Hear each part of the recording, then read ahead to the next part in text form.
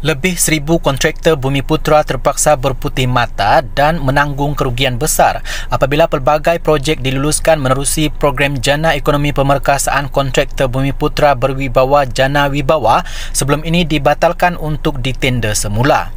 Difahamkan sekurang-kurangnya 100 projek yang kebanyakan membabitkan tender terhad menerusi program Jana Wibawa bernilai bilion ringgit akan dibuka untuk tender semula biarpun kontraktor sebelum ini sudah membuat pelaburan besar termasuk melantik jururunding bertauliah untuk menyeliap projek itu. Kebanyakan projek itu membabitkan pembinaan jalan di luar bandar dan projek tebatan banjir. Kontraktor terbabit juga mendakwa mengalami kerugian besar kerana sudah melantik arkitek, jurutera, juruukur bahan dan juruukur tanah untuk menyiapkan dokumen tender projek itu dengan bayaran yang sudah dilunaskan sepenuhnya. Mendedahkan perkara itu, Timbalan Presiden Persatuan Kontraktor Melayu Malaysia PKMM, Datuk Muhammad Rosdi A.B. Aziz berkata kontraktor Bumiputera terbabit kini tersepit dalam situasi genting apabila tender projek berkenaan dibatalkan. Kebanyakan projek ini di bawah program Jana Wibawa dan masalah yang berlaku adalah antara kerajaan sekarang dan kerajaan terdahulu. Ia tidak sepatutnya membebankan kumpulan kontraktor. Kita difahamkan projek akan diteruskan, namun kaedah tender akan dibuat kita tidak tahu, manakala tender asal sudah dibatalkan, katanya kepada pemberita. Katanya sebahagian besar kontraktor juga tidak dimaklumkan mengenai perkembangan itu dan terpaksa menanggung kerugian besar kerana sudah mengeluarkan modal yang tinggi. Ini situasi paling ditakuti kontraktor yang mana setiap mereka sudah membelanjakan ratusan ribu ringgit namun akhirnya projek entah ke mana. Duit habis, projek tidak dapat.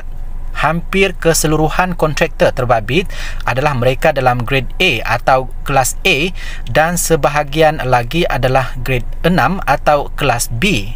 Pembatalan tender sebelum ini tidak sepatutnya berlaku kerana ia projek tender terhad, bukannya projek runding terus. Setiap kontraktor menyertai tender itu sudah mengeluarkan modal untuk kerja awalan atau reka dan bina dan kontraktor berkenaan juga sudah dinilai Kementerian Kewangan dan disahkan layak untuk menyertai tender berkenaan, katanya. Muhammad Rosdi berkata untuk menyertai tender terhad membabitkan projek jalan baharu, kontraktor terpaksa mengeluarkan modal puluhan ribu hingga ratusan ribu ringgit bagi melantik arkitek, jurutera, juruukur bahan, juruukur tanah, menyiapkan dokumen tender projek dan reka bina struktur plan. Bayangkan mereka sudah berhabis duit yang banyak, tiba-tiba projek dibatalkan hanya disebabkan masalah antara kerajaan terdahulu dengan kerajaan sekarang, katanya. Justru, Muhammad Rosdi berharap kerajaan mempertimbangkan semula keputusan berkenaan kerana ia membabitkan kerugian besar bagi kontraktor. Disebabkan pembatalan tender itu, kontraktor bukan sahaja menanggung kerugian, sebaliknya buntu memikirkan modal baharu untuk menyertai tender lain. Apa yang berlaku ini bukan dalam kalangan ahli persatuan kontraktor sahaja, sebaliknya mereka yang bukan ahli juga mengalami nasib sama. Ini yang kita perjuangkan kerana sebelum ini sudah ramai kontraktor sudah gulung tikar kerana tidak mampu menampung kenaikan kos bahan binaan, namun kali ini berdepan penamatan tender pula, katanya. Tender terhad ialah tender yang dikeluarkan oleh pelanggan kepada kontraktor yang berada dalam kelas kelayakan yang dinyatakan dalam kenyataan tawaran atau notis tender. Proses pemilihan tender terhad lebih cepat kerana jumlah kontraktor yang menyertai tawaran adalah terhad kepada kelas tertentu.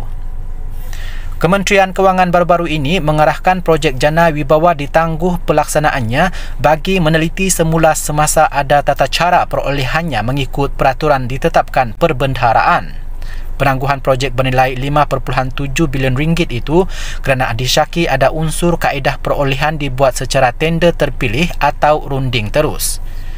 Perdana Menteri Datuk Seri Anwar Ibrahim ketika sesi penggulungannya Belanjawan 2023 di Dewan Rakyat baru-baru ini memberi jaminan projek Jana Wibawa akan diteruskan khusus untuk membantu Bumiputera.